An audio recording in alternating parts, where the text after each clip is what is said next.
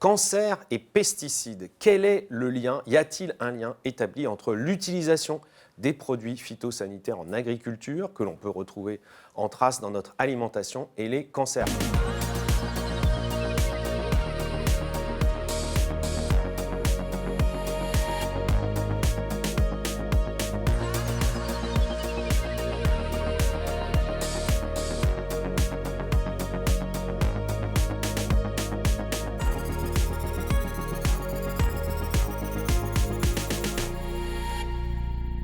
Bonjour à tous. Cancer et pesticides, quel est le lien? Y a-t-il un lien? Pour certains médias, pas de doute, l'explosion des cancers, il y aurait d'ailleurs une explosion des cancers en France, on y reviendra, et ce serait dû à l'utilisation des pesticides en agriculture. Alors Laurent, que disent les scientifiques, que disent les médecins spécialistes du cancer sur ce sujet? Alors, c'est la question principale à laquelle notre émission va tenter de répondre. Grâce, vous le savez, on en a l'habitude, à des reportages et des enquêtes de terrain, mais aussi à des interviews de cancérologues et la présence sur ce plateau de Madame Agnès Buzyn, ancienne ministre de la Santé, ancienne présidente aussi de l'Institut national du cancer pendant 5 ans, je crois. Donc, vous connaissez bien le sujet. Et nous avons aussi Géraldine Wessner, rédactrice en chef au Point, et qui est spécialiste environnement pour ce grand magazine. Bonjour mesdames, bienvenue sur ce plateau. Je rappelle à ceux qui nous regardent que vous pouvez bien sûr commenter notre émission. N'hésitez pas à vous abonner à notre chaîne et également nous soutenir financièrement, car nous ne fonctionnons que grâce aux dons, et le lien s'affiche sur l'écran. Et nous allons tout de suite regarder le sommaire de cette émission très riche en images. Cancer et pesticides, le lien est-il établi? Que disent les scientifiques face aux accusations politiques et aux affirmations médiatiques? Nous avons mené l'enquête pour démêler le vrai du faux. Pour les députés écologistes, c'est une certitude. Retour du poison des néonicotinoïdes qui tuent les pollinisateurs et intoxiquent les bébés dans le ventre de leur mère. Et pour certains militants associatifs, c'est le même constat. Il y a même des chiffres du CNRS qui disent que ça représenterait 60% des cancers. Et c'est une idée qui se répand dans les médias. Il suffit de lire Le Monde ou de regarder les émissions de France Télévisions. Je cherche pas à plaire. Comme l'a d'ailleurs exprimé l'un de ses animateurs vedettes, Hugo Clément, à l'Assemblée nationale, devant la commission d'enquête parlementaire sur l'audiovisuel public. L'explosion d'un certain nombre de cancers qui sont clairement liés aux pesticides, à un certain nombre de cancers, pas tous, des maladies neurodégénératives comme Parkinson, si bien sûr que si. Je vous propose, on va pas refaire les débats. Mais qu'en est-il vraiment? Que disent les scientifiques face à ces affirmations qui s'appuient sur la peur du cancer? Nous avons interrogé des cancérologues.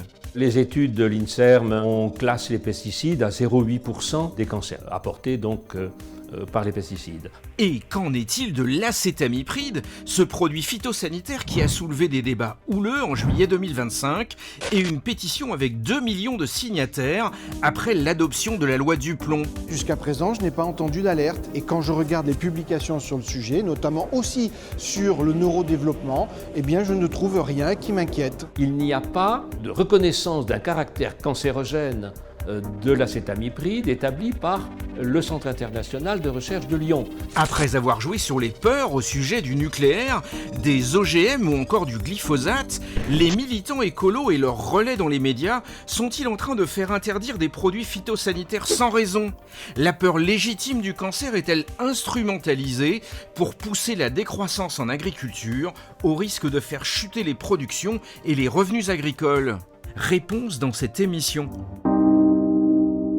Alors, on va donc parler dans cette émission des pesticides et des produits phytosanitaires. Pour commencer, Géraldine Wessner, qu'est-ce que sont ces pesticides? Est-ce qu'on en utilise de plus en plus en France? Et est-ce qu'ils sont indispensables à notre agriculture? Alors, les pesticides, comme leur nom l'indique, ils tuent les pestes. Donc oui, ce sont des produits toxiques, nocifs, qu'on utilise pour qu'ils aient une action. Alors, dans la grande famille des pesticides, il y a 3 sous-familles. Il y a les herbicides pour tuer les mauvaises herbes qui viennent concurrencer les cultures, les fongicides et les insecticides. C'est parmi ceux-là d'ailleurs qu'il y a souvent les substances les plus dangereuses. Non, on n'en utilise pas de plus en plus, c'est exactement l'inverse, on en utilise de moins en moins. On utilise de moins en moins de substances les plus dangereuses. Ce qui fait dire à certaines ONG qu'on en utilise de plus en plus, c'est parce qu'elles regardent les tonnages. Mais vous savez, c'est comme en médecine, quand on remplace 1 gramme de morphine par 3 grammes de paracétamol, le poids augmente, mais on peut dire qu'on utilise moins de médicaments. C'est pareil en agriculture. On utiliserait aujourd'hui, par rapport à il y a 40-50 ans, des pesticides qui sont 10 fois moins toxiques. Et on en utiliserait quand même une quantité 8 fois inférieure. Et drastiquement, oui, il y a eu des grosses diminutions. Les plus préoccupants sont les pesticides qui sont classés CMR, cancérogènes, mutagènes, reprotoxiques. Les CMR1, dont l'effet est avéré, leur utilisation a baissé. Pour vous donner un ordre de grandeur, on en utilisait plus de 6000 tonnes en 2009. En 2024, c'était moins de 40 tonnes. Donc vraiment, ça s'est effondré. Les CMR2, ceux qui ne sont que suspectés, on en utilise toujours, mais leur utilisation a été divisée par 2, on est à moins de 10 000 tonnes. Et alors, ils sont autorisés de manière assez stricte, j'ai envie de dire. Il y a une dose journalière autorisée, qui est encadrée. Il y a différentes doses. En réalité, ils sont très surveillés et réévalués en permanence. C'est pour ça qu'en fait, je vous donne des chiffres, mais ces chiffres évoluent tout le temps. On n'arrête pas de supprimer des molécules au niveau européen et également en France. On regarde en fait l'ensemble des études.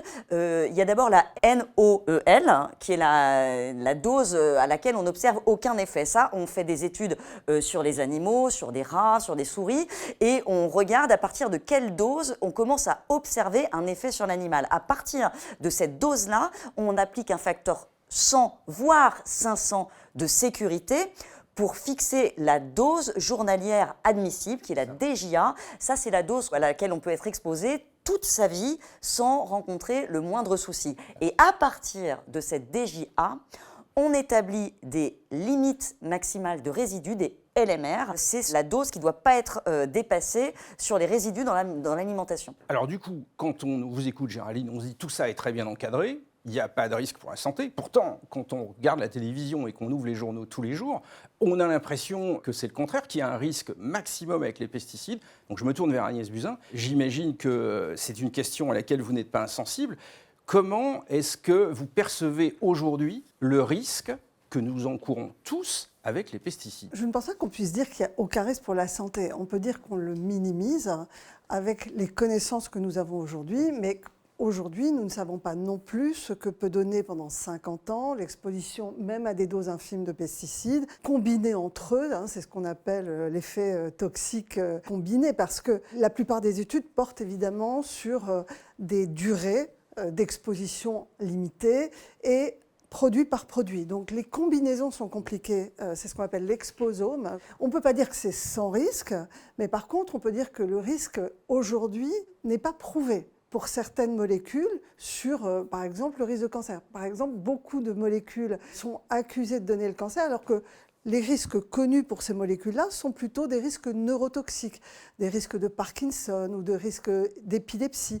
Donc on voit bien qu'il y a un fourre-tout dans lequel tout le monde s'engouffre parce que ça simplifie le problème, mais la science ne s'accommode pas de la simplification. La science, elle nécessite évidemment qu'on décrypte molécule par molécule le niveau de risque, qu'on fasse des études sur le long terme, et en tous les cas pour le cancer, les facteurs de risque aujourd'hui principaux sont très bien connus et les pesticides en sont peut-être un, mais il est certainement moins important que ce qu'on lit dans la presse. Est-ce qu'on peut déjà répondre à cette question simple que beaucoup de Français se posent? Est-ce qu'il y a, oui ou non, une explosion du nombre de cancers en France? Est-ce qu'il y a des cancers de plus en plus jeunes? Est-ce que ça touche vraiment les fameux cancers pédiatriques ou des adultes, mais de 20, 30, 40 ans? Parce que ça, c'est quelque chose qui fait peur. Et la peur du cancer, elle est légitime, puisqu'on connaît tous dans notre entourage des personnes qui sont décédées des suites d'un cancer. Est-ce qu'on peut répondre franchement et nettement à cette question, est-ce que oui ou non, il y a une explosion du nombre de cancers en France? L'Institut national de cancer et Santé publique France, qui tiennent les registres, publient chaque année les chiffres. Il y a une augmentation du nombre de cancers en France d'année en année. Le facteur de risque principal du cancer, c'est l'âge. plus on est vieux, plus on est à risque. Donc dans une population qui a gagné 16 ans d'espérance de vie en 2 générations, il est absolument normal que le nombre de cancers augmente énormément à partir de 60, 65 ans, 80 ans, évidemment. C'est également le cas pour les cancers dans le monde. On a parlé d'une explosion des cas de cancer dans le monde. C'est totalement vrai et c'est lié au fait que dans la population mondiale, tous les pays du monde aujourd'hui, pratiquement, ont vu leur espérance de vie gagner 20 ans. Et donc, ont affaire à des populations âgées.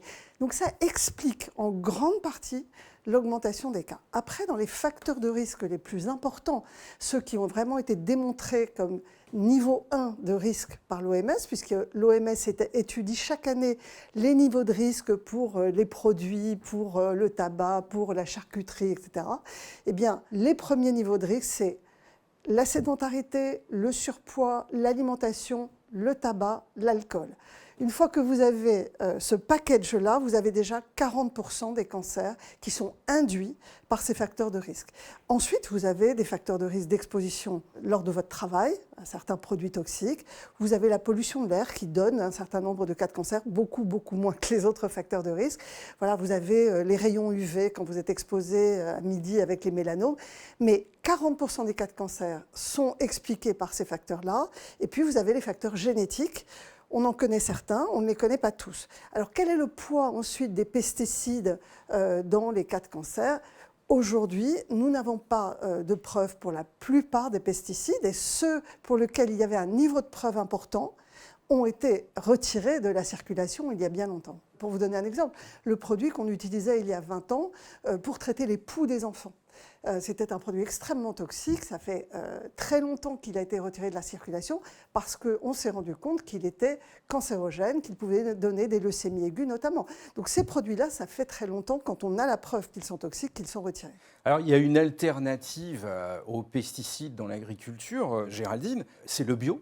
Et je voulais avoir votre avis sur le bio. Est-ce que ce serait une façon d'éliminer le risque d'une augmentation des cancers?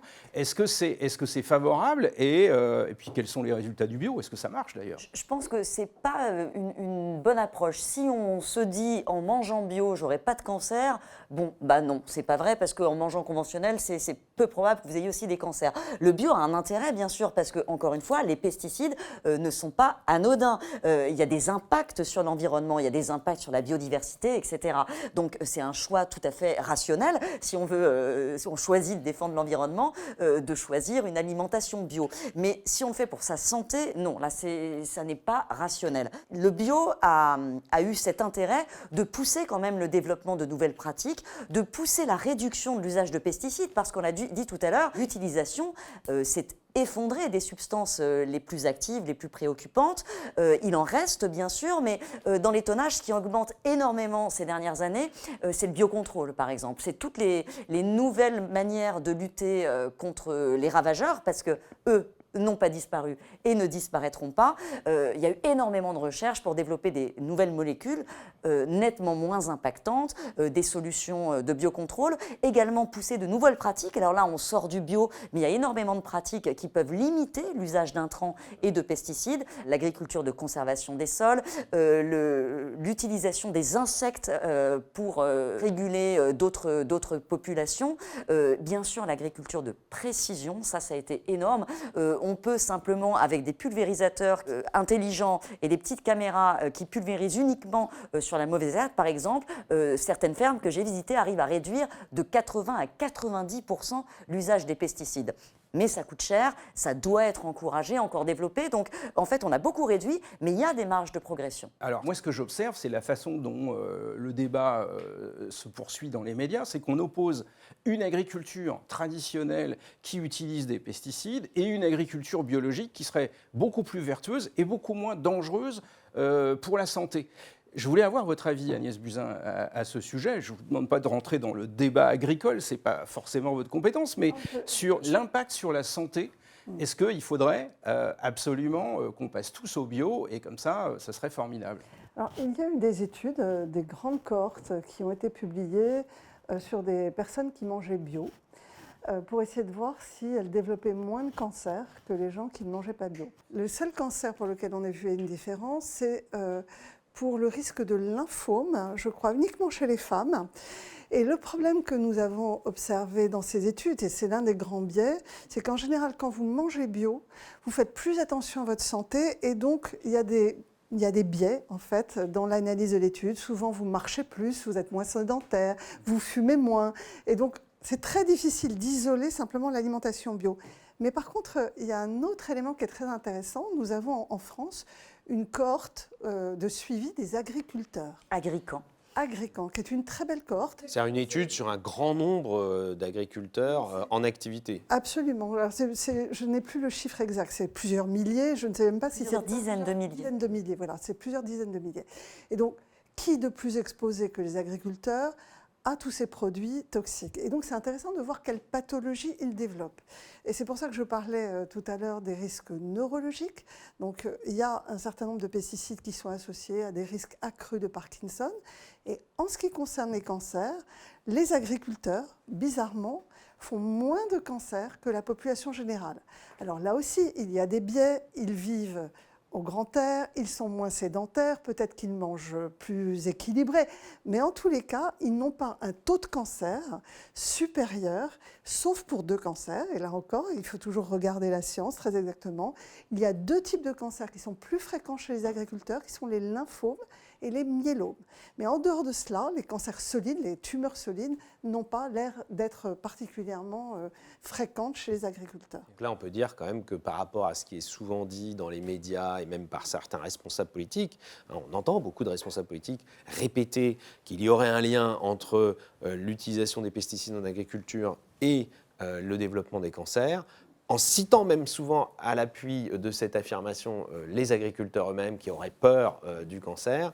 Là, les études régulièrement mises à jour, en plus, j'imagine, par les autorités de santé, montrent l'inverse. C'est l'objectif de la cohorte, c'est vraiment l'objectif de la cohorte, c'est de voir, dans une population hyper exposée à des produits pesticides, quelles sont leurs pathologies. Et ce qui est dommage quelque part, c'est qu'à force de se focaliser sur certains risques, comme le cancer, et souvent de raconter n'importe quoi, je dois le dire, eh bien, on en oublie de dire qu'ils sont quand même exposés à des choses. Et il faut évidemment être capable de mettre en place des mesures préventives, notamment pour les troubles neurodégénératifs. C'est ça qu'apporte la science, c'est des données fiables, robustes, qui permettent de prendre les bonnes politiques publiques. Si on fait les mauvais diagnostics, si on part d'un a priori, voilà, les pesticides donnent le cancer, ce qui est peut-être vrai pour certains, je ne le nie absolument pas, on va peut-être découvrir que des pesticides qui sont encore aujourd'hui autorisés, parce que tous ceux qui sont connus comme donnant le cancer ont été supprimés de l'agriculture. Oui. Mais peut-être qu'on trouvera des facteurs de risque parmi certains pesticides, je ne le nie pas. Ce que je veux dire, c'est qu'aujourd'hui, on surévalue, et ça c'est vraiment quelque chose de très connu en médecine, on surévalue toujours les risques auxquels on est soumis par l'environnement, et on sous-évalue complètement les risques que nous font prendre nos propres comportements. C'est plus facile de dire non, c'est les pesticides que de dire j'ai un surpoids, je marche 2000 pas par jour, je prends ma voiture et je fume.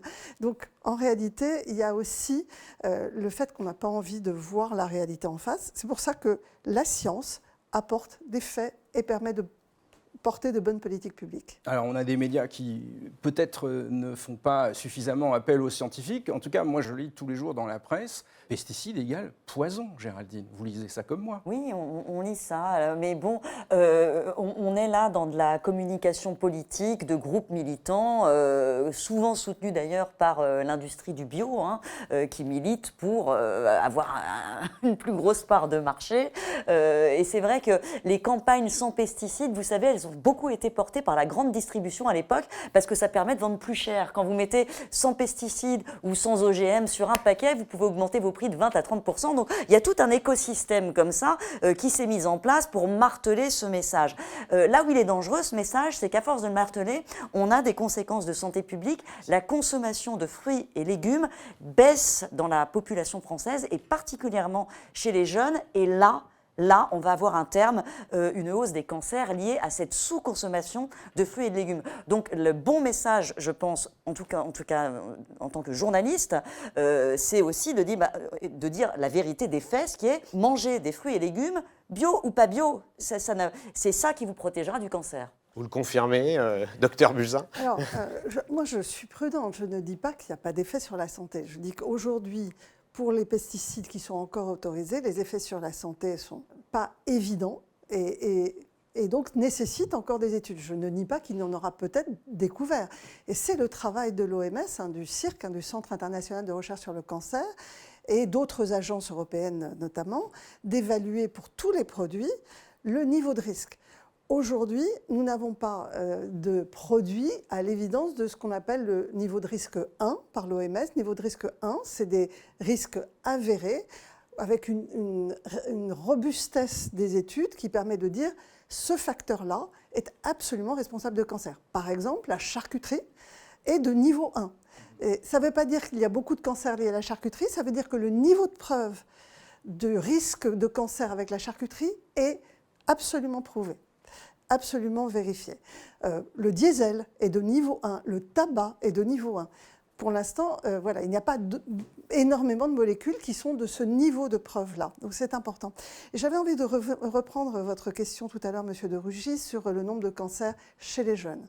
Alors, il y a un nombre de cancers chez les jeunes de moins de 18 ans qui est totalement stable en France depuis 40 ans. Il n'a pas évolué, c'est autour de 2500 cas par an. Donc, ça, c'est plutôt rassurant pour les parents, notamment. C'est plutôt rassurant pour les parents. Ça fait 40 ans que le nombre de cas de cancer chez les jeunes est absolument stable, contrairement à ce qu'on entend régulièrement. Bon, après, beaucoup d'associations pensent aussi pouvoir sensibiliser, faire des appels aux dons en faisant peur. Et donc, bon, c'est aussi une stratégie de communication. Non, soyons clairs, le nombre de cancers chez les jeunes de moins de 18 ans ne bouge pas. Il y a une toute petite augmentation de cas de cancer chez les jeunes entre 25 et 40 ans, notamment de cancers colorectaux. Sauf que comme ce cancer était rarissime chez les jeunes, de l'ordre de quelques cas par an, même une augmentation d'un facteur 2, 3, 4 amène à quelques dizaines de cas par an. Et donc là, l'Institut national du cancer et Santé publique France se sont penchés sur quelles pourraient être les causes de cette augmentation du nombre de cas, mais on parle de quelques dizaines de cas, hein. On ne parle pas de milliers. Et le facteur de risque principal étant le surpoids notamment et certains types d'alimentation. Voilà, c'est très difficile de dire qu'il y a une corrélation avec tel ou tel produit. Aujourd'hui, on n'en est pas là du niveau de preuve. Le phénomène qui a souvent émergé médiatiquement, Hugo Clément sort une émission là-dessus, des clusters de cancers pédiatriques. C'est-à-dire cette idée qu'il y aurait une concentration de cancers pédiatriques dans telle ou telle région, dans tel ou tel bassin de vie. Et là, le lien est directement fait avec l'exposition, par exemple, aux produits phytosanitaires en agriculture. Alors ça, c'est absolument pas du tout démontré. Il y a des clusters. Il y a des clusters, notamment dans les leucémies. Ça a toujours été identifié sans qu'on ait jamais pu trouver un facteur de risque. Le problème, c'est que quand vous avez très peu de cas, c'est le cas des cancers des enfants, vous avez très peu de cas, vous avez rarement une répartition géographique homogène. Donc c'est compliqué, c'est une question statistique. Donc vous avez potentiellement des risques. Et souvent ces clusters, on les retrouve, on en trouve un à un moment donné, et puis 10 ans plus tard, il a disparu de cet endroit-là, il est ailleurs, etc. Ce que je veux dire, c'est qu'il peut y avoir des regroupements de cas qui sont liés à la répartition de ces cas qui sont très peu nombreux. Quand vous regardez sur des milliers de cas, c'est-à-dire chez les cancers de l'adulte, par exemple, vous ne retrouvez pas de lien entre... alors, vous retrouvez des liens avec les comportements, c'est-à-dire que, par exemple, les régions où on fume le plus, où on prend le plus d'alcool, il y a une augmentation des cas de cancer, ça c'est clair. Mais il n'y a pas de lien, pour l'instant, prouvé avec l'agriculture. Alors, je constate, Agnès Buzyn, et c'est surprise pour personne, que vous appuyez vraiment sur la science pour nous faire part de votre opinion sur le sujet. En revanche, il y a des militants, des associations qui ont beaucoup de certitudes sur le lien entre les pesticides et le cancer et qui mobilisent énormément de citoyens dans ce combat. C'est devenu même vraiment un combat. C'est le cas de l'association Cancer Colère. Nous sommes allés à la rencontre de Fleur Breteau, sa présidente, qui tenait à Nantes, l'une de ses 23 antennes en France, une table ronde sur le thème pesticides et cancer. Je vous propose de regarder ce reportage. Ils vont nous empoisonner, mais c'est l'autoroute de l'empoisonnement, quoi. Pour Fleur Breteau, la présidente de l'association Cancer Colère, qui possède maintenant 23 antennes en France, il y a aujourd'hui une épidémie de cancer dans l'Hexagone à cause des pesticides, selon elle. C'est ce qu'elle est venue expliquer à un public nantais d'une centaine de personnes. Les scientifiques disent que le cancer a pris une tournure épidémique. C'est qu'il y a des cancers qui augmentent dans toutes les catégories d'âge de la population. Et une partie de ces causes sont considérées comme inconnues. Et évidemment, on ne parle jamais en consultation des causes environnementales. C'est qu'on ne vous demande pas si vous habitez près d'une monoculture intensive de céréales, si vous habitez près d'une vigne, si vous habitez près d'un échangeur d'autoroute ou d'un site industriel. Alors que la science montre qu'il y a des liens. Il y a une cause entre la violence chimique et des maladies. Il n'y a pas que le cancer, c'est plein de maladies chroniques. Il y a même des chiffres du CNRS qui disent que ça représenterait 60% des cancers, mais on ne fait rien. Par exemple, Santé publique France parle de 40% des cancers évitables. Alors ok, mais alors qui se charge? C'est quel gouvernement, rappelez-nous, qui se charge de les éviter alors, s'ils sont évitables? Alors on voit bien en écoutant Fleur Breteau qu'elle accuse carrément le gouvernement ou les gouvernements successifs. Donc Madame Buzyn, je vous pose la question. Elle a l'air de dire que vous n'avez rien fait pour éviter des cancers. Qu'est-ce que vous en pensez? Qu'est-ce que vous lui répondez? Voilà, c'est vraiment un discours de science mal digéré, avec un petit relent complotiste. Ils vont nous empoisonner, c'est qui? Ils, les gouvernements. Bon, donc moi je suis cancérologue, j'espère ne pas avoir empoisonné mes patients. Et donc les 40% de cancers évitables, quand je dis que c'est la science mal digérée, c'est que c'est exactement vrai. 40% des cancers seraient évitables, ce sont les 40% qui sont liés à nos comportements. C'est-à-dire au surpoids, au fait que nous ne marchons pas 7000 pas par jour, au fait que nous mangeons trop d'alimentation ultra transformée, trop de charcuterie, etc. Et à nos addictions, c'est-à-dire alcool, tabac. Ces 40%-là seraient évitables. Ce n'est pas le gouvernement qui va vous empêcher de boire de l'alcool ou de fumer, c'est nos comportements collectifs qui permettraient de les éviter. Et donc c'est pour nous un message de prévention. C'est comme ça qu'on le présente pour que les gens prennent soin de leur santé. Ce n'est pas ils sont responsables, eux, le gouvernement, de 40% des cas volontairement. Voilà. Vous avez noté le chiffre qu'elle évoque. Elle dit 60% des cancers seraient liés aux pesticides selon le CNRS. Non, alors c'est faux. Vous avez 40% des cas dont on sait absolument à quoi ils sont liés. Ensuite, vous avez vraiment des études épidémiologiques très robustes menées par des équipes de l'INSERM et par l'OMS sur les populations pour savoir le poids respectif des facteurs de risque dans le nombre total de cancers. Donc on le sait pour la France, ça a été publié, et aujourd'hui, vous avez à peu près 15% de cancers d'origine génétique démontrés, avec les causes génétiques que nous connaissons, mais il y en a peut-être d'autres que nous connaissons moins. D'ailleurs, il y a peut-être des causes génétiques qui sont liées, qui vous exposent à plus de toxicité de certains produits. Pas forcément les pesticides, vous avez peut-être plus sujet à avoir une toxicité d'un produit que vous touchez dans l'environnement ou alimentaire. Donc, il y a 60% des cas qui sont moins bien connus, 15% de génétique, une partie liée aux toxiques dans l'espace de travail, une partie liée aux UV, une partie liée à la pollution, etc. Les UV, il faut le dire, c'est l'exposition au soleil en été, sans protection, ou c'est le fait d'aller dans des cabines où on peut faire des UV. C'est dès la première exposition à une cabine UV, le risque de mélanome augmente. Et ça, c'est statistiquement prouvé. Sur ces 60% de cas qui sont quand même essentiellement liés à l'âge, pour la grande majorité, puisque c'est le facteur de risque principal, on va peut-être découvrir dans les années qui viennent des facteurs environnementaux, des facteurs qui pourront peut-être être des pesticides, je ne sais pas, mais en tous les cas, il n'y a rien qui le prouve aujourd'hui particulièrement, qui pourront être tout un tas d'autres facteurs dans l'air, dans la façon dont nous nous comportons, qui pourront être des facteurs génétiques. La recherche avance. Donc on ne peut pas fermer la porte complètement en disant les pesticides, c'est inoffensif. On peut dire qu'aujourd'hui, tous ceux qui ont été prouvés comme toxiques ont été retirés du marché et que ceux qui aujourd'hui sont autorisés ont un niveau de preuve de toxicité beaucoup plus faible. Voilà. Vous avez beaucoup œuvré avec différentes fonctions pour lutter contre le tabagisme, contre la consommation excessive d'alcool. Ça a baissé dans un pays comme la France, la consommation de tabac et d'alcool. Est-ce que ça commence à porter ses fruits sur le front du cancer ? Absolument. Alors, la consommation d'alcool baisse un peu. Celle du tabac a beaucoup baissé chez les jeunes, mais donc on n'en verra les effets que dans 20 ou 30 ans, parce que le cancer du poumon, c'est quand même chez des gens qui ont fumé pendant plus de 20 ans souvent. Par contre, la consommation de tabac n'a pas baissé chez les femmes. Les femmes françaises sont celles qui fument le plus au monde. parce qu'elles ont peur de grossir à l'arrêt du tabac. C'est le facteur principal qui freine l'arrêt. Et donc le nombre de cancers du poumon est en train d'augmenter chez les femmes considérablement, au point que la mortalité par cancer du poumon, le nombre de femmes qui vont mourir de cancer du poumon, va dépasser le nombre de femmes qui vont mourir de cancer du sein, qui est quand même un cancer très fréquent. Et pire que ça, le tabac n'est pas responsable que du cancer du poumon.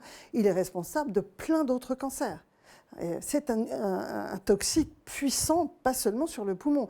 Donc en fait, il y a tout un tas de cancers, notamment chez les femmes, qui sont reliés directement au tabagisme. Et sinon, vous luttez beaucoup aujourd'hui avec votre association, votre think tank, contre une forme de complotisme autour des sujets de santé.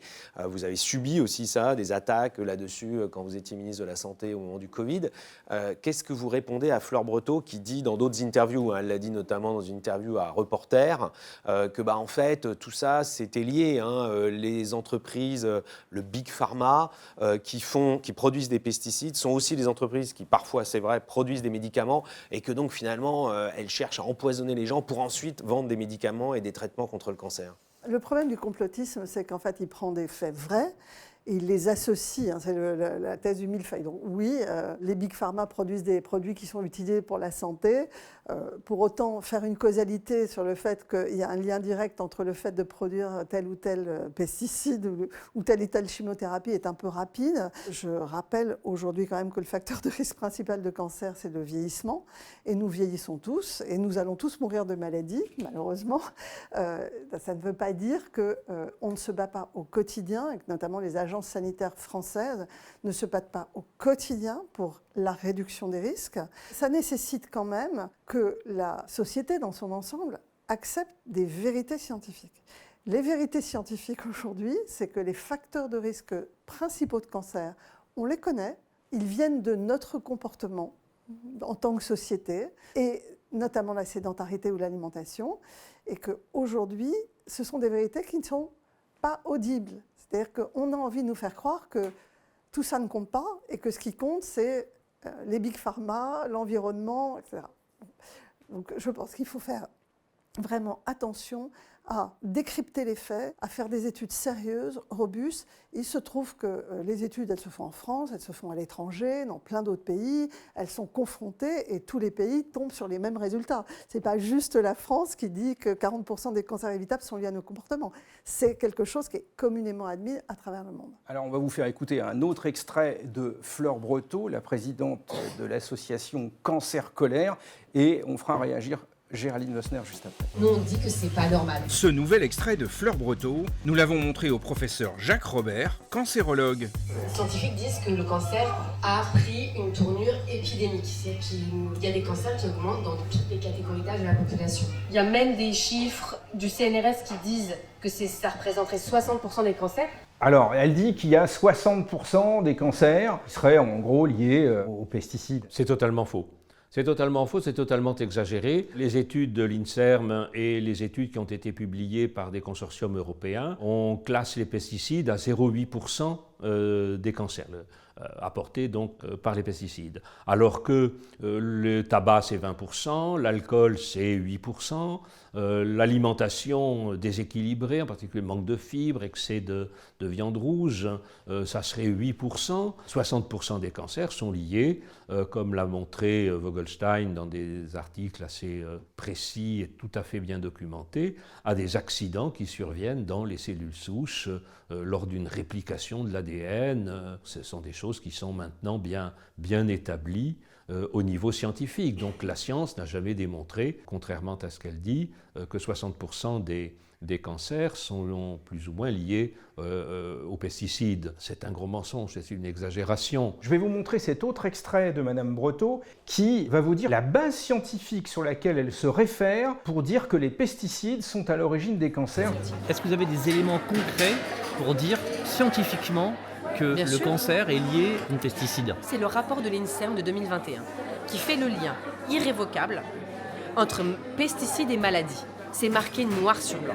Il est évident qu'il y a un lien qui a été trouvé dans certains cas. Je connais bien le rapport de l'INSERM de 2021 qui complète le rapport de 2013, bien sûr, et le travail aboutit à des chiffres tout à fait crédibles de l'ordre de quelques pourcents. L'étude de 2018 concluait 0,8%, mais certainement pas les chiffres qu'elle dit. Il y a de la désinformation dans ce qu'elle dit. Mais elle dit que le rapport de l'INSERM de 2021 écrit noir sur blanc que les pesticides sont à l'origine de cancers. Le lindane en particulier, il est interdit depuis 1998. Et il y en a deux autres dans l'étude. Le malathion également, vraisemblablement, a été classé comme cancérogène probable par le CIR, qui sont de moins en moins utilisés justement à cause des risques. Et l'ANSES et autres organismes veillent à ce que l'utilisation en soit réduite. Il y a des pesticides. Le problème, c'est de généraliser. Et c'est là qu'est la désinformation. C'est la généralisation. Les pesticides donnent le cancer. Géraldine Wössner, vous avez beaucoup enquêté sur ce sujet du lien entre les pesticides et le cancer. Vous avez essayé de déconstruire un peu certaines affirmations qui sont dans le débat public. Qu'est-ce que ça vous inspire, par exemple, cette mention de l'étude de l'INSERM de 2021 ? C'est un grand classique. Alors, Fleur Breteau l'utilise vraiment de façon outrancière, mais elle n'est pas la seule. Tous les politiques qui militent contre les pesticides vous brandissent cette étude que personne n'a lue. Parce qu'elle est très bien faite, cette étude, je l'ai lue, elle fait à peu près 1200 pages. Et ce qui est intéressant, c'est qu'effectivement, elle documente des liens entre certains pesticides, et c'est là cette généralité, ce que je disais au début de cette émission, il n'y a pas les pesticides, il n'y a pas les médicaments, il y a le curare, le paracétamol, un antihistaminique, enfin, c'est pas les mêmes, et ben c'est pareil pour les pesticides. Et donc cette étude, elle en étudie beaucoup, et elle pèse le niveau de preuve pour faire des liens avec le cancer. Donc elle arrive à un niveau de preuve assez solide pour 6 molécules qui ont toutes été interdites. Donc il y a effectivement le ladane, le malathion. L'ANSES en a fait une révision d'ailleurs que je vous invite à lire qui permet de clarifier ce débat pour le grand public. 45 substances sur les 54 identifiées dans cette expertise de l'INSERM ne sont plus autorisées. Elles ne le sont Donc là, plus. on peut dire en plus qu'il y a eu une action politique concrète. On parle des substances avec un gros niveau de preuve, c'était le DDT, par exemple. Elle fait partie de ces 6 substances. Qui n'est est interdit depuis plus de 50 ans. La chlordécone, le parathion. Donc 45 substances sont interdites sur les 54 et les autres sont utilisées de manière vraiment ultra marginale, très marginale.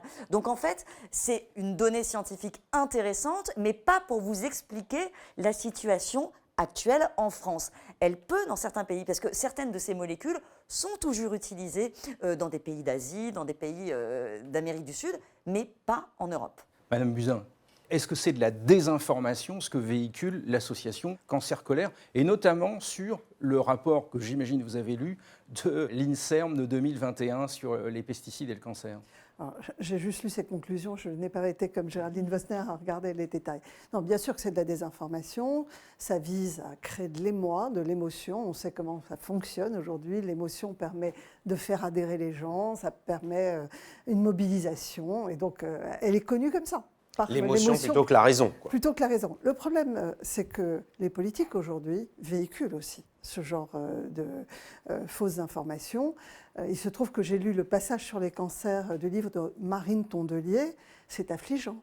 C'est vraiment affligeant, c'est de la désinformation, ça n'est absolument pas étayé, c'est de la science mal digérée où on ne comprend pas les données, les chiffres de cancer explosent, ben oui c'est le vieillissement de la population mondiale, on confond la population mondiale avec la population française, on met ça en regard du nombre de tonnes de pesticides et ça y est, la corrélation est évidente, c'est de la science mal digérée ou une instrumentalisation d'un certain nombre de chiffres et de la peur du cancer qui est légitime chez nos concitoyens pour pour pousser un projet politique. J'ose espérer qu'elle croit à ce qu'elle dit et que ça n'est pas juste de l'instrumentalisation.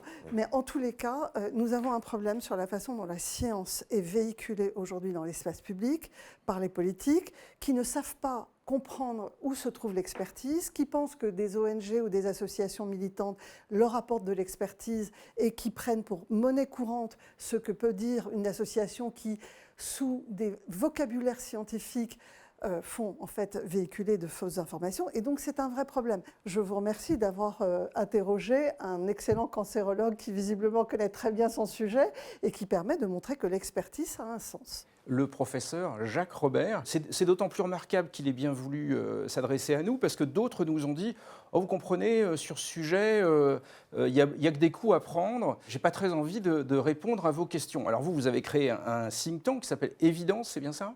Évidemment, l'idée, c'est de faire émerger la science de plus en plus dans la société, dans les médias, mais on a du mal, et je voulais poser aussi la question à Géraldine, on a du mal à mobiliser les scientifiques pour nos enquêtes et nos reportages, parce que déjà, ils n'ont peut-être pas toujours le temps, ils ne sont pas toujours disponibles, mais aussi et surtout, ils ont peur de prendre des coups. Et le débat est devenu assez violent, on peut le reconnaître. Alors je veux dire qu'ils ont peur à raison. Il ne faut pas minimiser la peur. J'ai plusieurs exemples, mais j'ai fait, alors je dirais récemment, mais c'était il y a 2 ou 3 ans, une grande interview de la présidente de la Société française des cancers et des leucémies de l'enfant, qui disait donc ce que vient de dire Madame Buzyn, toujours dans un contexte médiatique où c'est l'explosion des cancers d'enfants, explosion, c'était devenu un lieu commun. Donc elle expliquait que non, elle donnait les chiffres, et elle a reçu un nombre de menaces et de violence suite à cette intervention qu'elle ne veut plus faire, et je la comprends. Mais d'un autre côté, je me souviens aussi de son désespoir de me dire cette désinformation, elle a des conséquences majeures. Elle bouleverse des familles, elle détourne l'attention du public et des politiques, des luttes à mener. Je ne sais pas si vous avez remarqué, mais on ne parle plus dans les débats publics de la lutte nécessaire contre le tabac. Il reste plus de 18% de fumeurs réguliers. On n'en parle plus. On ne parle plus de lutte contre l'alcool. On ne parle plus d'éducation à l'alimentation. Évidemment, c'est beaucoup plus facile et moins coûteux de prendre un bouc émissaire exogène sur lequel on peut rien. On peut montrer un coupable, c'est le grand méchant. Alors, ce sera l'agrochimie, ce sera l'État. On peut dire il y a un complot, mais en fait, j'ai le sentiment, et elle avait le sentiment, qu'on perd du terrain dans la lutte et les vraies causes de besoin de la lutte contre le cancer. Et un dernier mot, ce qui m'avait beaucoup marqué dans ce qu'elle m'a dit, c'est qu'elle a besoin de lever des dons pour accompagner les enfants malades qui ont énormément de besoins. Les familles ne sont pas accompagnées comme elles le devraient aujourd'hui. Et elles n'arrivent plus à lever des dons parce que l'attention est captée par ces associations militantes qui mènent de faux combats et qui nuisent au combat contre le cancer. Alors à un point où moi, quand je vois ce qui est véhiculé par un certain nombre de médias, publics ou privés, je me dis mais les prochaines campagnes contre le cancer, ça va être contre les pesticides. Madame Buzyn, c'est pas ça le sens de l'histoire? Alors c'est le problème, c'est qu'en fait les agences sanitaires et les sociétés savantes, les professionnels, sont sous pression et ne sont pas toujours armés. C'est très difficile de prendre position et de faire émerger un discours de vérité quand il va à l'encontre de l'ère du temps. Et il se trouve qu'en l'occurrence, sur le cancer, on va à l'encontre de l'ère du temps. Et donc, il faut oser. Il faut accepter de prendre des coups. Je remarque que Mme Vosner en prend beaucoup. J'en ai pris aussi pas mal. Mais c'est mon combat avec le think tank aujourd'hui. C'est que si les pouvoirs publics, si des institutions qui sont financées avec de l'argent public et qui font un travail remarquable, sérieux, qu'elles soient françaises, européennes ou internationales, pour rappeler où sont les risques, ce que nous devons faire, etc. Si des institutions ne prennent pas la parole, aujourd'hui, eh bien, le combat sera perdu. Donc, il faut mener ce combat pour les faits, la vérité. Pourquoi? Mais ce n'est pas juste pour faire émerger la vérité parce qu'elle est belle. C'est que si on ne fait pas les bons diagnostics de ce qui dysfonctionne, si on ne sera pas capable de trouver les bons remparts et les bonnes solutions. Or, là, on se trompe de diagnostic et je pense aujourd'hui que c'est un risque majeur pour la santé publique. Je crois que vous avez une anecdote d'ailleurs, quand vous étiez à l'époque à la tête de l'Institut national du cancer, et c'était en 2013 je crois, et où on vous a dit, finalement le gouvernement de l'époque vous a dit non, on ne va pas trop communiquer sur les principales causes du cancer parce qu'il vaut mieux mettre en avant, ou en tout cas on ne peut pas dire que la pollution ce n'est qu'un tout petit facteur. Oui, alors c'était l'époque où j'écrivais le 3e plan cancer avec mes équipes et on s'était rendu compte dans toutes les études qu'on avait menées pour rédiger ce 3e plan cancer que les gens avaient une très très mauvaise perception des risques. Donc on avait mené une étude qu'on avait financée notamment avec l'OMS sur la part des facteurs de risque dans les cancers en France.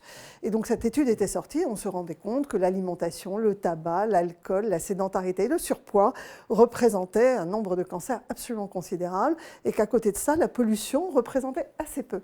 Et donc j'avais fait une campagne absolument magnifique sur la hiérarchie des risques pour que les Français puissent repérer et et trouver leur chemin.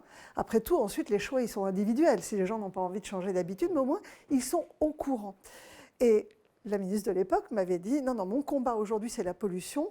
Votre campagne, elle laisse penser que la pollution, c'est rien, et donc je n'en veux pas. » Et donc je n'ai pas pu faire cette campagne sur laquelle on avait mis pas mal d'argent public d'ailleurs. Ça ne vous étonne pas, Géraldine Wessner? Je ne suis pas étonnée une seconde. Non, mais moi, ce qui me préoccupe, c'est que peu à peu, cette idéologie, en fait, court-termiste, vampirise un peu toutes les institutions. C'est que vous avez maintenant des chercheurs, d'excellents chercheurs par ailleurs, dans des institutions reconnues, qui savent qu'ils n'auront de financement de recherche que s'ils peuvent le lier à la mode du moment. Donc, ils vont mettre quelque chose sur les pesticides, sur les trucs environnementaux, et en fait, on détourne l'argent public de recherches sans doute plus importantes et plus utiles qu'on ne mène plus parce que ça n'est pas à la mode et les ministres ne pourront pas les afficher sur leur tableau de chasse. Donc, c'est préoccupant et ça devrait nous préoccuper tous en réalité. Alors, la désinformation, ce n'est pas l'apanage de l'association Cancer Colère de Fleur Breteau que nous écoutions tout à l'heure.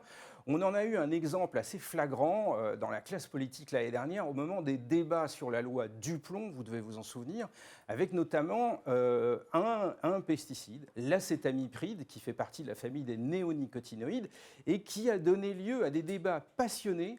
Il y a eu notamment, vous vous en souvenez, une grande pétition avec 2 millions de signatures. Mais cette pétition, elle a pris une ampleur phénoménale à partir du moment où on a associé l'acétamipride au cancer. Je vous propose de réécouter ce que disaient un certain nombre de députés lors du vote de la loi Duplon à l'Assemblée nationale. Pour les élus écologistes, c'est une certitude. Pesticide égale poison. Et donc, l'acétamipride, ce serait aussi un poison qui mériterait d'être interdit pour protéger notre santé. Lymphome, cancer du pancréas, myélome, cancer de la prostate, troubles cognitifs. Retour du poison des néonicotinoïdes qui tuent les pollinisateurs et intoxiquent les bébés dans le ventre de leur mère. Explosion des cancers et des leucémies. Voilà la réalité derrière votre obstination à ne pas sortir de notre dépendance aux pesticides. Et nombreux sont les journalistes comme Hugo Clément qui partagent et répandent ce point de vue. Les scientifiques seraient selon lui de cet avis. L'explosion d'un certain nombre de cancers qui sont clairement liés aux pesticides, un certain nombre de cancers, pas tous. Il y a un consensus scientifique sur la question des pesticides chimiques et des engrais de synthèse. Sur la question de la loi Duplon, l'ordre des médecins s'est prononcé contre. Un certain nombre de scientifiques reconnus qui font l'unanimité sur la question des pesticides se sont prononcés contre. Mais le docteur Jérôme Barrière, cancérologue, nous explique au contraire que tous ceux qui mettent un signe égal entre acétamipride et cancer ne respectent pas la science.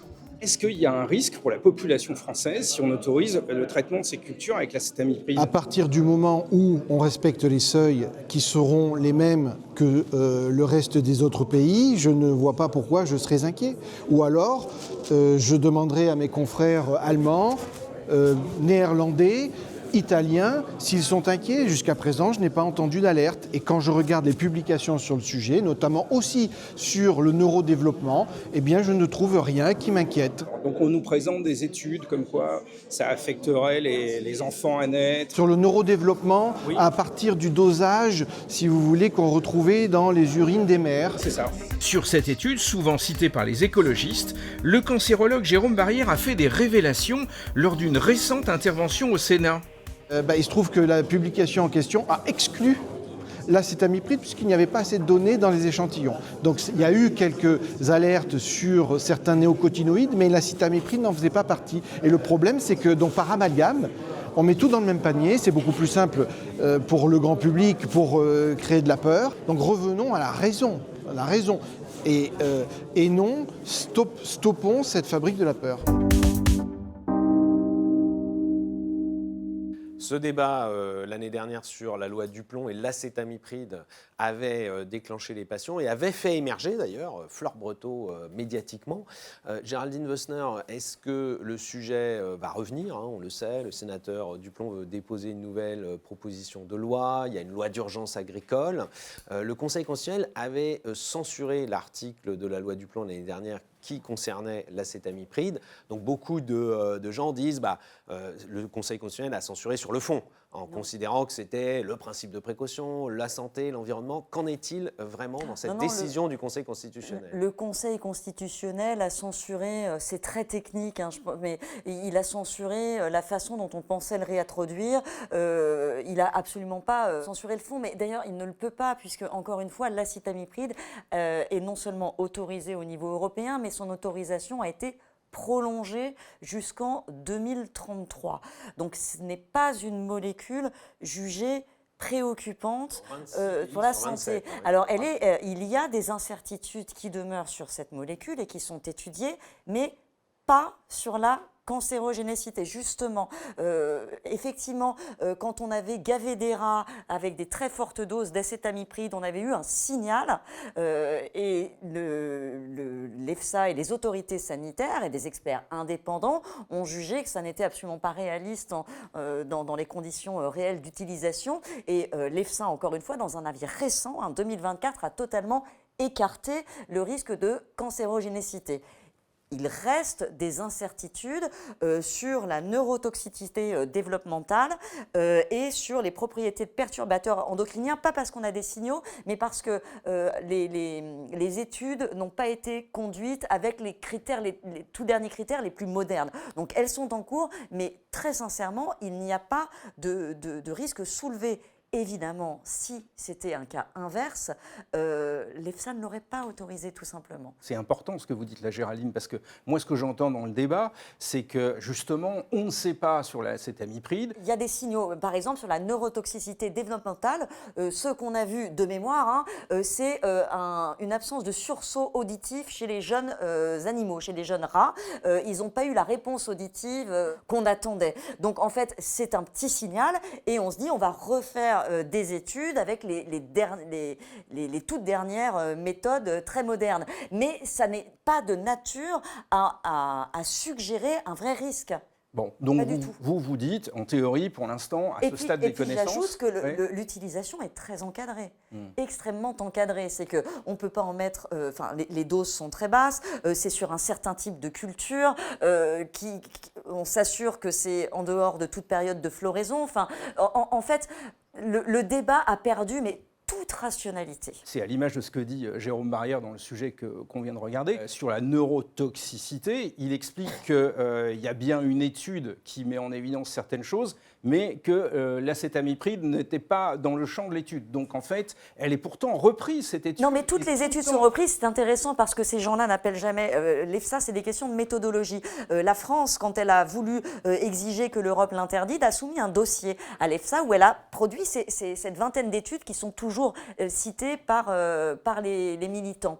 Et en fait, l'EFSA les a révisées et elle en a écarté une partie pour leur mauvaise méthodologie. Alors, bien sûr, certains vont vous dire complot, l'EFSA est vendu. Non, l'EFSA a des critères scientifiques très précis, très fermes, qui ont été établis par l'OCDE. Les études doivent remplir un certain nombre de critères d'excellence, de qualité, de méthode, et toutes les études fournies par la France ne les remplissaient pas, ces critères. Vous avez des biais, c'est ce que nous avait dit la porte-parole de la Commission européenne l'année dernière lors de notre précédente émission sur le sujet. Et avec votre expérience à la fois de présidente, ancienne présidente de l'Institut national du cancer et de ministre de la Santé, est-ce que vous n'avez pas quand même le sentiment que ce débat sur la loi du plomb, comme d'autres, montre qu'il y a une instrumentalisation politique du cancer, c'est-à-dire qu'on s'éloigne très vite des données scientifiques, de ce que disent les médecins spécialistes pour mener un combat politique qui d'ailleurs en fait n'a rien à voir avec la santé, mais qui a tout à voir avec un certain modèle agricole, par exemple sur le cas de la loi du plomb. Certainement, il y a de l'instrumentalisation. Le cancer nous touche tous, soit personnellement, soit dans nos familles. C'est un facteur d'angoisse, voilà, et donc c'est normal que ce soit au centre des préoccupations de santé des Français. Donc, beaucoup de gens s'en servent, à bon ou à mauvais escient. Et donc, ce que j'ai envie de dire à votre émission aujourd'hui, parce que je pense que les citoyens sont vraiment... ils aiment comprendre, en fait. Et donc, il y a aujourd'hui des institutions qui publient sur le cancer et qui sont fiables.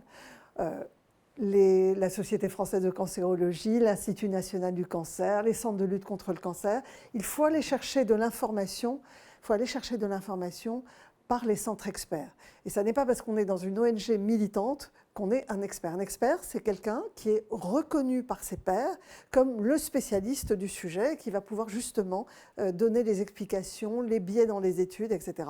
Aujourd'hui, malheureusement, les Français ont souvent plus confiance dans des ONG ou des associations que dans les pouvoirs publics ou les institutions publiques.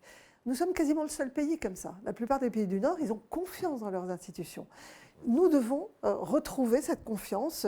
L'expertise dans les institutions françaises, elle est de qualité, elle est dénuée de liens d'intérêt. Nous avons les lois les plus strictes sur traquer les experts avec des liens d'intérêt dans l'expertise publique.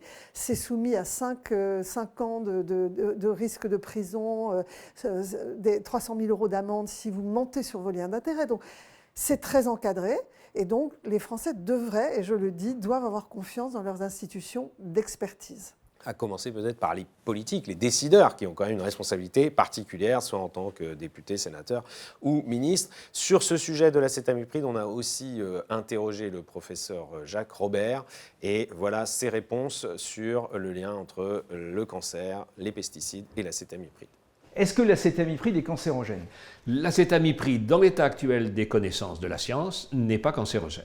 Est-ce que son usage par les agriculteurs ferait courir un risque aux citoyens de ce pays?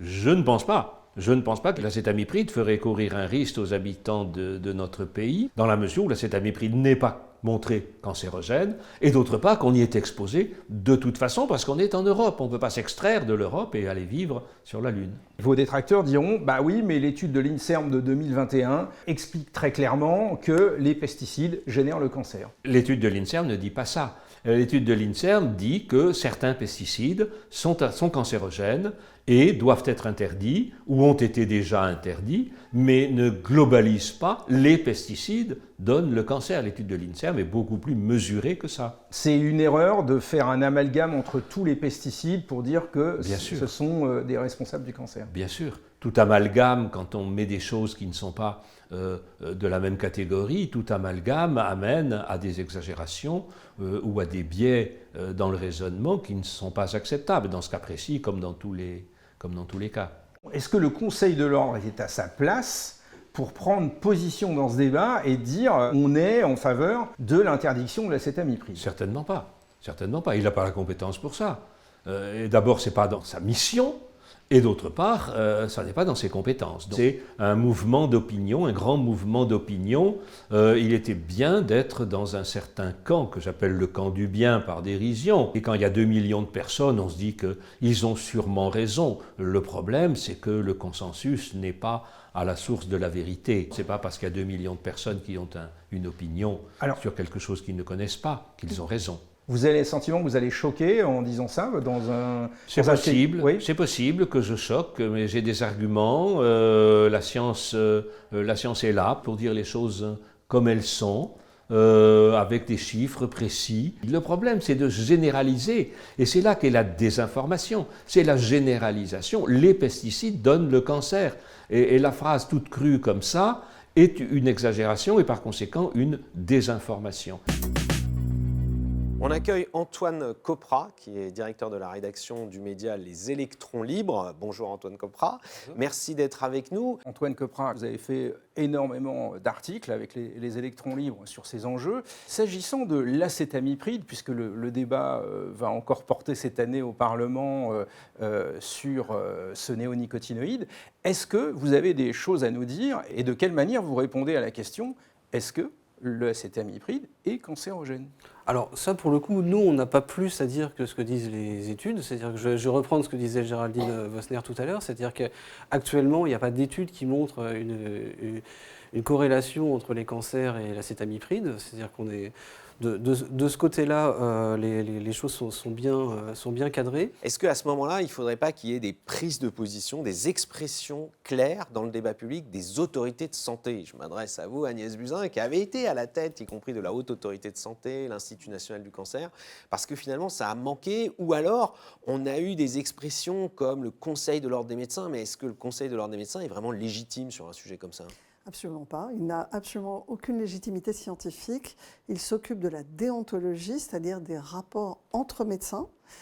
Et entre les médecins et leurs patients. Point. C'est l'organisation de la profession. C'est l'organisation déontologique des professionnels. Est-ce qu'ils se comportent bien entre eux? Est-ce qu'ils ne s'insultent pas? Est-ce qu'ils se comportent bien avec les malades?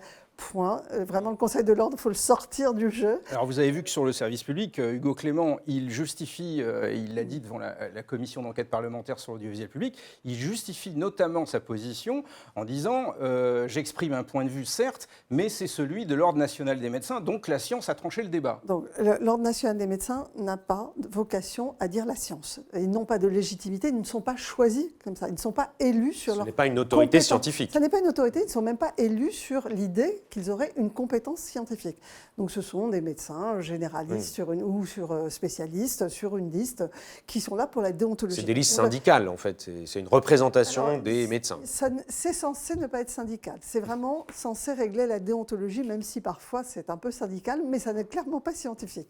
Scientifiquement, vous avez des agences sanitaires dont le métier est de dire la science, la Haute Autorité de Santé, l'Institut national du cancer, Santé publique France, vous avez l'ANSES pour toutes les questions environnementales, vous avez évidemment les académies qui peuvent être saisies, Académie des sciences, Académie de médecine, qui ont en général recruté leurs membres sur leurs compétences scientifiques et pas déontologiques. Donc, il y a tout un tas de corpus d'institutions qui peuvent être saisies pour donner un avis sur tel ou tel produit, utilisation, etc. Donc je crois aujourd'hui que le problème, c'est que nous ne mobilisons pas suffisamment l'expertise de nos institutions. L'INSERM est une compétence scientifique. On peut saisir l'INSERM d'un rapport collectif. Ils le font très bien. Et concrètement, est-ce que ça veut dire, vous qui avez été ministre de la Santé, on peut saisir par exemple, ces différentes autorités sanitaires en leur demandant un avis, en disant voilà, donnez-nous un avis pour éclairer le débat public, politique, parlementaire avant une décision? Absolument. Et il faut vraiment faire attention parce que souvent les politiques ou l'État ne sait pas très bien vers quel interlocuteur se tourner. Donc j'ai vu des rapports, par exemple, faits par des corps d'inspection, que ce soit l'Inspection générale des affaires sociales, l'IGAS, ou des corps d'inspection ou de contrôle comme la Cour des comptes, saisis sur des sujets très scientifiques. Les personnes qui travaillent dans ces corps d'inspection ne sont pas armées scientifiquement, ce ne sont pas des scientifiques. Donc il faut vraiment, quand on pose des questions de science, s'adresser à des experts capables de comprendre la robustesse des études, la qualité des études, les biais méthodologiques, la statistique. Antoine Kopra, vous avez remarqué comme nous que l'an dernier, dans le débat sur l'acétamipride, l'ANSES et les autres institutions, tout le monde est resté muet sur ce sujet, j'ai l'impression. Il y a eu quand même un rapport de l'ANSES qui était de 2021 qui était intéressant, c'était sur les alternatives agricoles à l'acétamipride. Et ça, on n'en parle pas, mais pour le coup, il était absolument clair qu'il n'y avait pas, à l'heure actuelle, d'alternative efficace à l'acétamipride pour la culture de la betterave. Donc aujourd'hui, même si on se place du point de vue des consommateurs, si on n'utilise plus d'acétamipride sur la betterave en France, les mauvaises années avec des infestations de pucerons, il n'y aura pas de sucre français et les consommateurs seront obligés d'acheter du sucre allemand ou d'autres pays d'Europe ou du monde qui, eux, de toute façon, utiliseront l'acétamipride. Les seules alternatives qui étaient évoquées, c'était le paillage, mais le paillage était très peu efficace. Ça demandait une main-d'œuvre absolument colossale, ou des molécules plus anciennes qui étaient moins efficaces et puis qui avaient aussi un impact. Donc ça, déjà, c'est intéressant de le voir aussi, c'est qu'en réalité, pour le consommateur, il n'y a pas d'alternative. C'est-à-dire qu'on ne sait pas actuellement faire du sucre de betterave sans acétamipride ou sans pesticides d'une manière générale. J'ai envie de dire que ce sont deux sujets différents. Le premier sujet, c'est est-ce que c'est toxique? Quelle toxicité? Quelle dose? Ça, c'est un sujet scientifique. Et après, vous avez un sujet politique. Il n'y a pas d'alternative, nous dit l'ANSES. Est-ce qu'on accepte une certaine toxicité sous l'argument que si on ne le fait pas, de toute façon, nous achèterons le sucre ailleurs et il y en aura. Il y a un sujet qui est scientifique et un sujet qui est un arbitrage politique. Et il faut bien faire la différence entre les deux. Je pense que voilà, il ne faut pas mélanger, il ne faut pas dire la science dit ça parce qu'il n'y a pas d'alternative. Non, je ne sais pas ce que dit la science, je ne suis pas une spécialiste du produit. On peut l'interroger sur ce que dit la littérature scientifique, quelle est la qualité des études, ce qu'elles disent. Et ensuite, peut-être que même s'il y a un risque minime de toxicité, peut-être que le choix politique peut être quand même de l'utiliser. C'est ce que nous faisons toujours. Pourquoi nous n'interdisons pas la vente du tabac, pourquoi nous n'interdisons pas la vente d'alcool? Il y a des produits dont on accepte le risque parce que la consommation est courante, etc. Voilà. Et donc on peut parfois s'autoriser un niveau de risque. Et c'est un choix politique. Et sur la question relation entre agences nationales et agences européennes, expertise française, expertise européenne, quand même dans ce débat autour de l'acétamipride, on a eu quelque chose d'assez surprenant de la part de beaucoup de politiques et de médias français qui remettaient en cause un consensus de 26 pays sur 27 et qui disaient la France a raison contre les 26 autres pays et y compris des remises en cause de la légitimité de l'EFSA, l'agence européenne, de son indépendance. Qu'est-ce que ça vous inspire ? Oui, il y a eu beaucoup d'attaques sur l'EFSA il y a un certain temps. Je me souviens à l'époque du glyphosate, sur le fait que l'EFSA avait exclu certaines études dans l'évaluation du glyphosate qui montraient l'absence de cancérogénicité.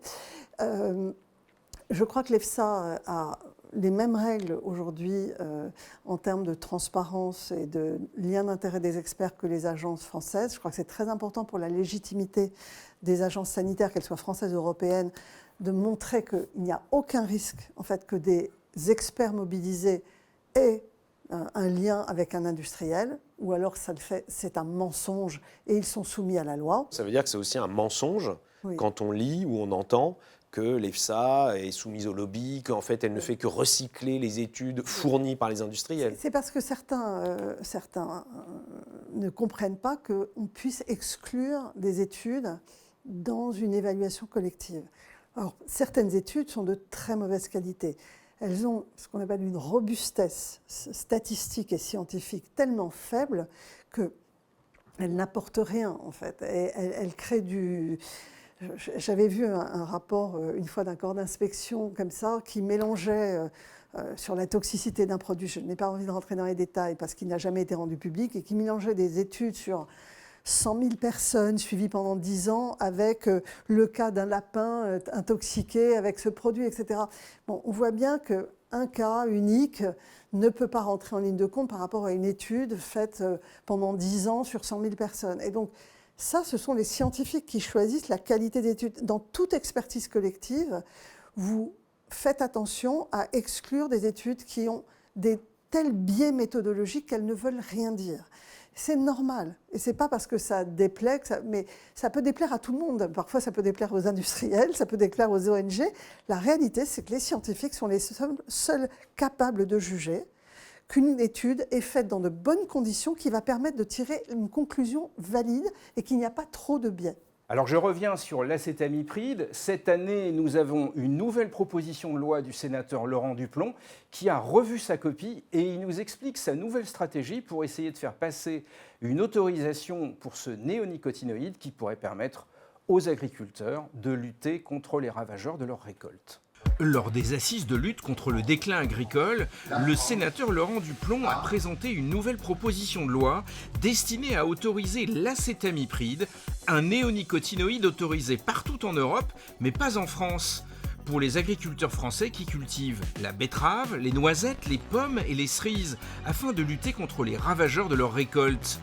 Et le sénateur a revu sa copie pour tenir compte des éléments qui avaient justifié l'an dernier la censure du Conseil constitutionnel. D'abord, on va répondre aux critères que le Conseil constitutionnel a mis dans sa décision, c'est-à-dire que nous allons limiter la durée, et avec une durée très précise.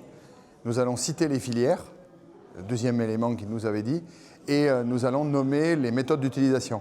Par exemple, l'article 1, qui est la réintroduction de la flupyradifurone pour enrober la graine de betterave pour 3 ans, on va l'écrire avec exactement les mêmes conditions que ce que le Conseil constitutionnel a fait en 2020 et a accepté. Il ne me semble pas que la Constitution ait changé entre 2020 et 2026, au moins sur ces sujets-là. Alors ce qui a changé, c'est qu'en 2020, les substances n'étaient pas autorisées en Union européenne. Ce qui est encore pire, puisque là, pour le coup, on va introduire une substance qui, elle, est autorisée dans toute l'Union européenne. Donc vous pensez que vous avez toutes les chances de votre côté pour que cette fois-ci, ça passe? Écoutez, je pense qu'on a écouté scolairement les recommandations du Conseil constitutionnel et on a répondu scolairement à ces recommandations de façon à être le plus près possible de la demande du Conseil constitutionnel. Pourquoi c'est si indispensable pour les filières de production agricole française ? Pour la simple et bonne raison, c'est qu'on a tellement interdit de molécules, et parfois à juste titre en termes de dangerosité pour la santé humaine ou pour l'environnement, qu'aujourd'hui on a mis certaines filières dans l'impasse totale de lutter contre des ravageurs qui peuvent produire jusqu'à 40, 50, voire plus de 60% de diminution de rendement et de perte économique. Et donc à un moment, si les autres pays européens acceptent ces molécules parce qu'ils estiment qu'il n'y a pas de danger ni pour la population ni pour l'environnement, pourquoi la France serait totalement différente des autres pays européens ? Comme vient de le dire le sénateur Laurent Duplon, mais le dit aussi la ministre de l'Agriculture, Annie Genevard, il va y avoir un nouveau débat au Parlement, au Sénat, à l'Assemblée nationale sur cette question des pesticides et notamment de l'acétamipride. Antoine Copra, vous avez fait beaucoup d'articles sur les sujets des pesticides, du cancer, et vous venez de sortir un article sur les résultats des nouvelles recherches sur le rôle de la génétique, de l'ADN sur les cancers. Oui, tout à fait. C'est-à-dire que je crois que le discours de Fleur Bréteau prospère finalement sur une forme d'ignorance. C'est-à-dire que quand on a un cancer du poumon et qu'on est non-fumeur, on peut légitimement s'interroger sur les causes. Quand on voit des jeunes qui sont en bonne santé, apparemment, qui développent des cancers colorectaux, on peut également s'interroger sur les causes. Et ça me paraît assez naturel finalement que nos concitoyens se disent peut-être ai-je été empoisonné et aller chercher des causes qui vont être d'empoisonnement environnemental. Alors la science a progressé, c'est-à-dire que la science aujourd'hui, elle peut regarder l'ADN des tumeurs et voir ce qu'on appelle des cicatrices, qui sont des changements d'ADN qui permettent de savoir quelle a été la cause, ou quelles ont été les causes, parce que parfois elles sont diverses, des différents cancers. Il y a des études d'assez grande importance qui ont été menées. On a vu par exemple que sur les cancers du poumon pour les non-fumeurs, on avait tendance à surestimer le tabagisme passif. Il y avait souvent des causes de pollution de l'air qui pouvaient être dans des zones où la pollution de l'air était importante, les particules fines pouvaient jouer leur rôle. C'est pareil pour les cancers colorectaux. On s'est rendu compte que souvent c'était d'anciennes infections à des bactéries E. coli qui pouvaient se retrouver comme des facteurs déclenchants de cancer quelques années plus tard. C'est pareil sur des cancers ORL pour des non-fumeurs. On a vu qu'il y avait des infections à des virus comme les papillomavirus qui pouvaient être responsables. Et pour le coup, Mme Fleur Bréteau, si elle avait toutes ces informations, peut-être qu'elle devrait militer pour la vaccination contre les papillomavirus, ce serait sûrement plus efficace. Mme Bréteau, elle n'est peut-être pas abonnée aux électrons libres, on va lui suggérer. Mme Buzyn, votre point de vue nous serait utile par rapport à ce que vient de dire Antoine. Absolument. Alors c'est encore un champ de recherche, c'est-à-dire que dans chaque tumeur, vous avez des groupes de tumeurs qui ont des signatures où un certain nombre de gènes sont mutés, toujours les mêmes. Et donc on peut faire des sous-types de cancer du poumon, des sous-types de cancer colorectaux, 3-4 sous-types différents selon cette signature. Et progressivement, on essaye de comprendre pourquoi ces gènes-là sont mutés. Est-ce qu'il y a un mutagène particulier? Donc, vous parlez du virus du papillomavirus dans les cancers ORL. Donc, 40% des cancers ORL aujourd'hui sont reliés au papillomavirus. Mais c'est encore une recherche en cours. C'est-à-dire que ça va nous donner un outil de compréhension des causes. Et donc, s'il y a un jour des produits chimiques environnementaux, on le découvrira. Aujourd'hui, c'est simplement un outil supplémentaire pour identifier la cause de certains cancers qu'on ne comprenait pas. Mais ça pourrait peut-être, si on avait la certitude qu'un certain nombre de pesticides seraient hors jeu dans cette histoire, ça pourrait peut-être enrayer la désinformation ambiante justement sur le sujet de... Disons que sur les 60% des cas de cancer qui ne sont pas expliqués par les grands déterminants comportementaux, donc il y a les facteurs génétiques et petit à petit, on va démembrer, on va réussir à identifier dans ces 60% de cas d'origine inconnue, quand même essentiellement liée à l'âge, parce que ces mutations sont plus fréquentes chez les gens âgés, on va identifier petit à petit d'autres causes. Il y aura peut-être des pesticides. La recherche avance, il y en aura peut-être. Il y aura peut-être toute autre chose. Je dis n'importe quoi, le produit qui est sur votre écran de télé ou votre écran de smartphone. J'invente évidemment, mais ce que je veux dire, c'est que pourquoi penser qu'il n'y a que les pesticides? C'est-à-dire que nous sommes soumis à tellement de facteurs environnementaux que ce qui est important, c'est qu'on fasse les bons diagnostics et qu'on trouve les bons facteurs environnementaux responsables. Les pesticides sont très surveillés. Il y a d'autres facteurs environnementaux qui le sont moins et dont on va peut-être découvrir un jour à terme la toxicité. En fait, ce sont les progrès de la recherche sur l'ADN qui aujourd'hui, enfin, ces recherches sont beaucoup plus faciles, vont beaucoup plus loin, qui permettent finalement de donner une réponse à cette question que se posent toutes les personnes victimes de cancer ou proches de victimes de cancer. Mais quelle a donc été la cause de mon cancer? Oui, et pour l'instant, on répond encore très souvent, nous n'avons pas la cause. Nous savons que vous étiez exposé à tel facteur de risque qui augmente le risque d'un facteur 3, mais pour autant, est-ce qu'on peut dire que le fait que vous buviez 3 verres d'alcool par jour est responsable de votre cancer du sein? Le lien direct, vous ne l'avez pas. Et donc aujourd'hui, petit à petit, la recherche sur l'ADN des tumeurs, ce n'est pas des mutations de l'ADN en général, c'est l'ADN dans la tumeur, fait que nous sommes capables petit à petit d'identifier peut-être des causes spécifiques de certaines mutations dans certains types de cancers.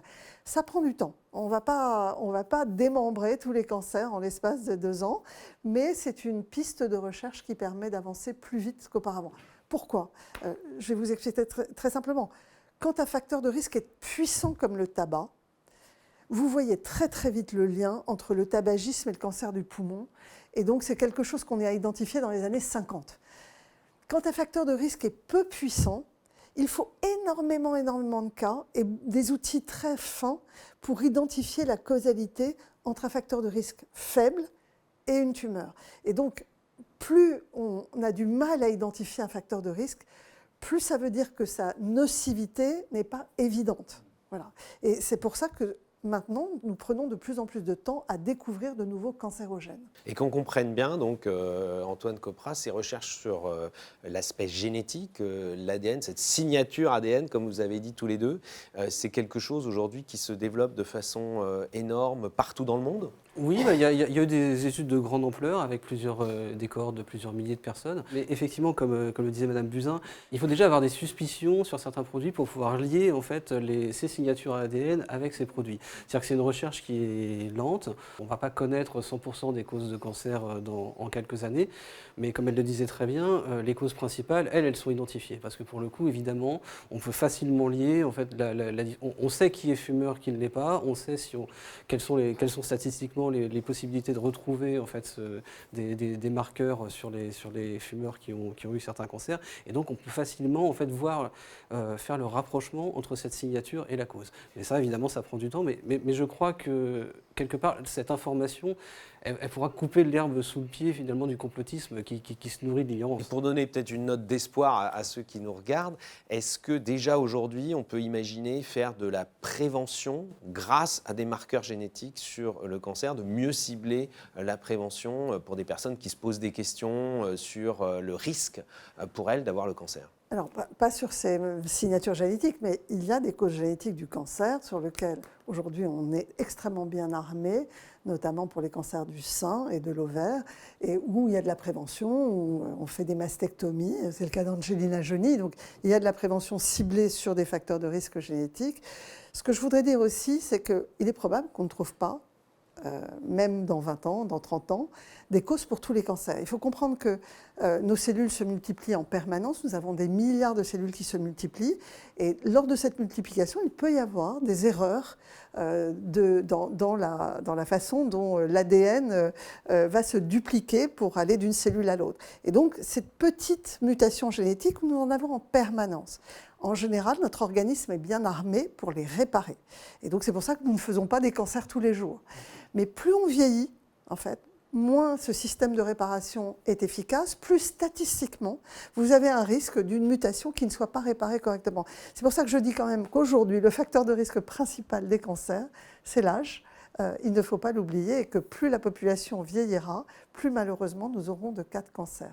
Aujourd'hui, je pense que tout ça tient à quelque chose que j'appellerais une forme de chimiophobie, c'est-à-dire qu'on a l'impression que les produits chimiques, par essence, sont des produits nocifs. Pour remettre un petit peu des ordres de grandeur, aujourd'hui, il faut savoir que toutes les plantes qu'on consomme, elles produisent des pesticides, naturellement. C'est-à-dire que les plantes, pour se protéger en fait, des ravageurs, elles vont produire des pesticides naturels. Et ces pesticides naturels, ils sont aussi nocifs, ils ont des impacts pour l'homme également.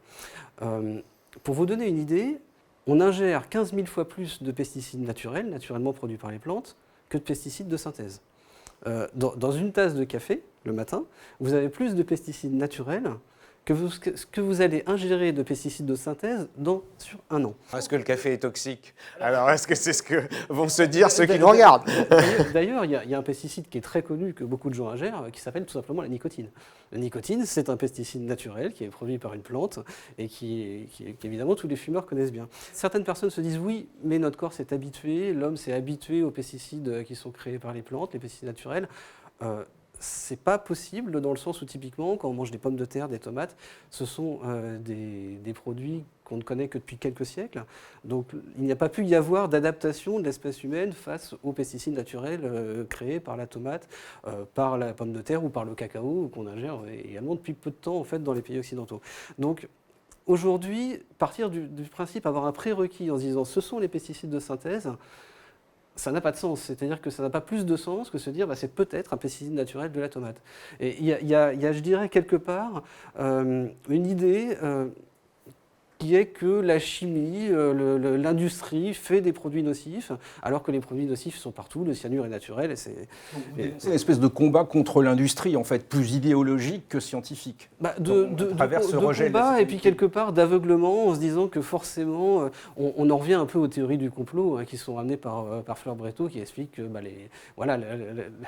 les big pharma, en fait, nous empoisonnent sciemment pour nous vendre des médicaments. Bon, on retombe dans ces travers, alors que si on prend un petit peu de recul, on n'a pas de raison spécifique de se dire que Au-delà de ça, c'est toujours un peu l'idée que finalement tout irait bien dans la nature et que c'est l'être humain qui créerait des problèmes avec la chimie, par exemple. Alors que la chimie, une molécule reste une molécule, que ce soit une molécule de synthèse ou une molécule naturelle, dans les deux cas, ce sont des molécules. Ça avait l'air de vous faire réagir, Agnès Buzyn. La science, elle n'est ni bonne ni mauvaise. En fait, il y a de temps en temps des produits qui vont être nocifs, d'autres qui ne le sont pas. Il y a beaucoup de produits extrêmement toxiques dans les plantes, nous le savons. Donc certaines plantes permettent notamment de fabriquer des chimiothérapies très efficaces. L'écorce d'if, c'est à l'origine d'une des chimiothérapies les plus efficaces utilisées tous les jours dans les cancers. Puis je veux dire aussi qu'on a peur de cette chimie, vous avez raison. Mais les médicaments que nous avons produits, et ces pesticides aussi, ont permis cet allongement de la durée de vie grâce à une alimentation saine qui fait qu'on ne meurt plus de causes alimentaires, de botulisme, comme on en mourait dans les années au XIXe siècle, que nous arrivons à guérir maintenant beaucoup de cancers, énormément de cancers. Nous avons une augmentation du nombre de cancers guéris quasiment de 2 à 3% tous les ans, tellement en fait la recherche en chimie et en médicaments est efficace. Donc ce que je veux dire, c'est qu'il ne faut pas imaginer qu'il y a un seul ennemi et le bon d'un côté, le mauvais de l'autre. Il faut trier, il faut comprendre, il faut essayer de comprendre ce qui est nocif, ce qui ne l'est pas, dans quelles conditions, quand est-ce qu'on peut l'utiliser. Et c'est ça le travail des scientifiques. C'est pas c'est pas tout noir, tout blanc. C'est neutre en réalité. Ça n'est pas là pour servir une cause, ni d'un côté ni de l'autre. Ça apporte simplement de la connaissance. Et quand on est plus informé, on prend les bonnes décisions pour soi-même et pour les autres. Chose qu'on connaît bien en matière de santé et qu'on a beaucoup plus de mal à discuter en matière d'écologie, c'est la question du dosage.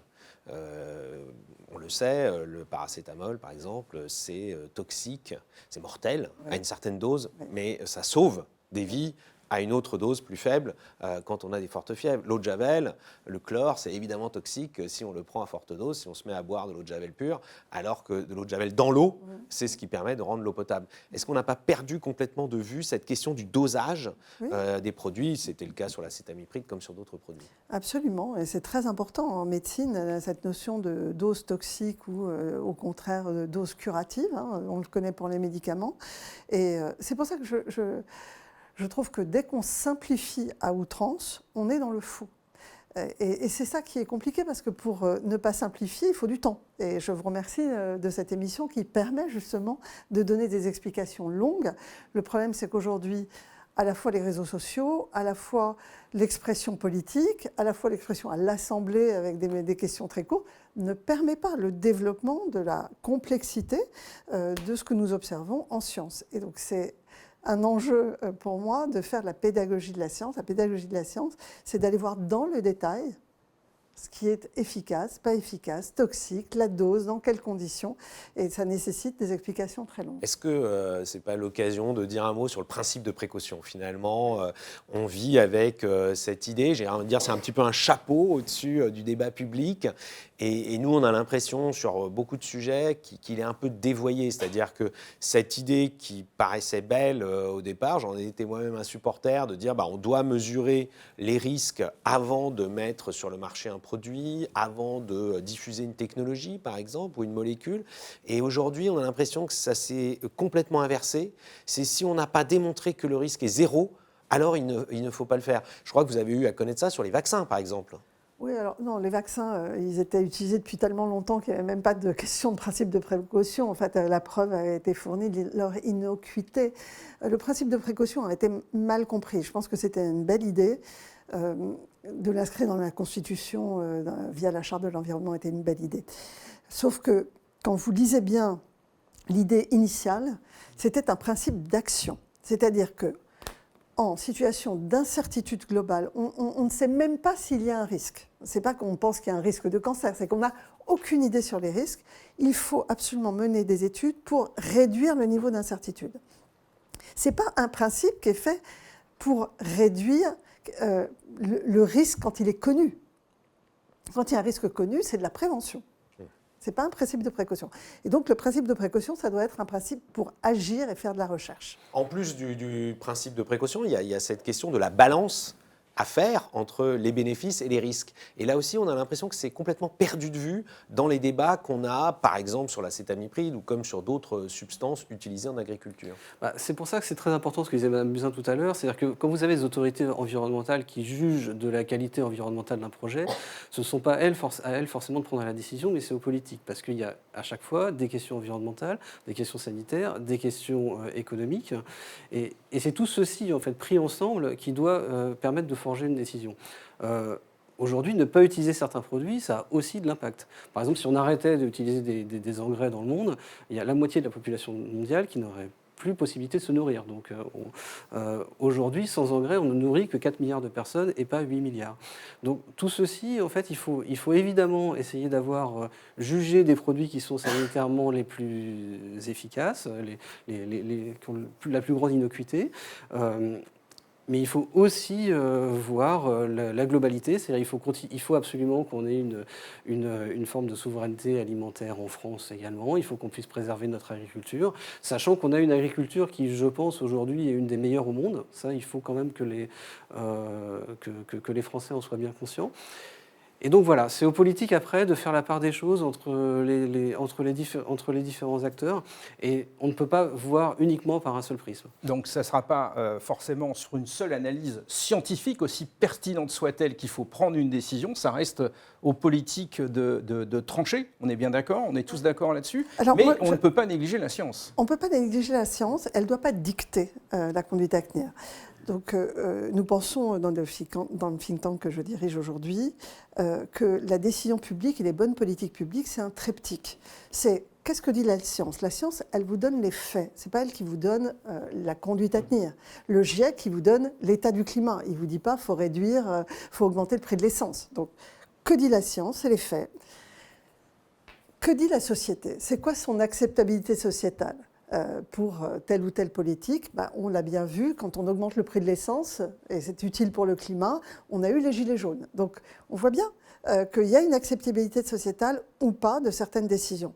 Et c'est aux politiques de trancher et de trouver le chemin entre les faits et les solutions que propose la science et la faisabilité dans la société de telle ou telle politique publique.